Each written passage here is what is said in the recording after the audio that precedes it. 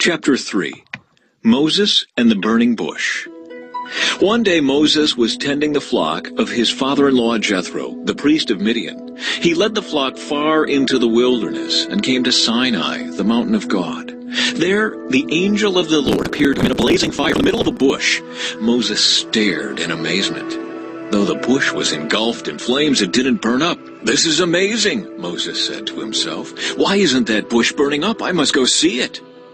When the Lord saw Moses coming to take a closer look, God called to him from the middle of the bush. "Moses, Moses." "Here I am," Moses replied. "Do not come any closer," the Lord warned.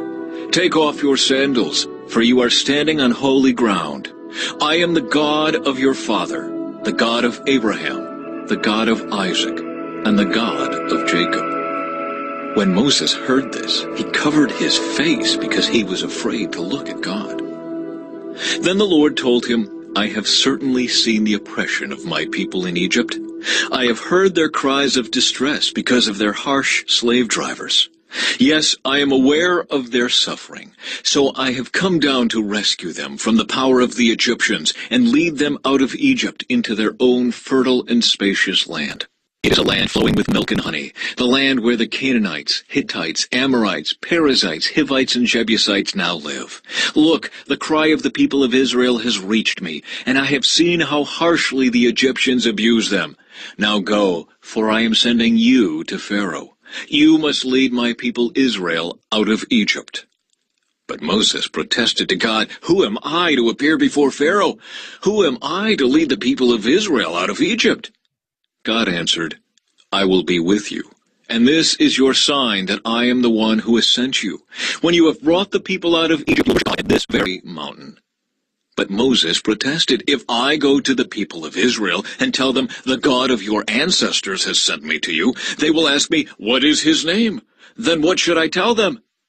God replied to Moses, "I am who I am.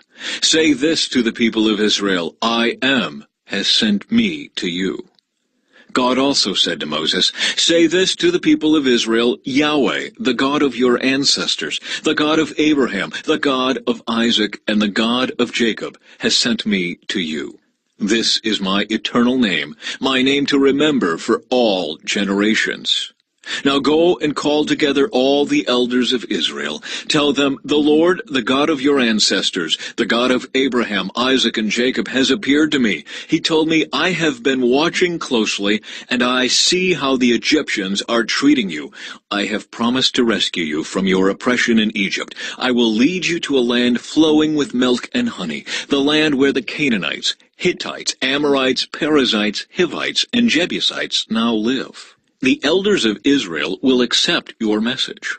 Then you and the elders must go to the king of Egypt and tell him, 'The Lord, the God of the Hebrews, has met with us. So please let us take a 3-day journey into the wilderness to offer sacrifices to the Lord our God.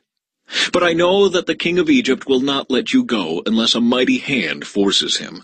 So I will raise my hand and strike the Egyptians, performing all kinds of miracles among them. Then he will let you go, and cause the Egyptians to look favorably on you. They will give you gifts when you go, so you will not leave empty-handed. Every Israelite woman will ask for articles of silver and gold and fine clothing from her Egyptian neighbors, and from the foreign women in their houses. You will dress your sons and daughters with these, stripping the Egyptians of their wealth.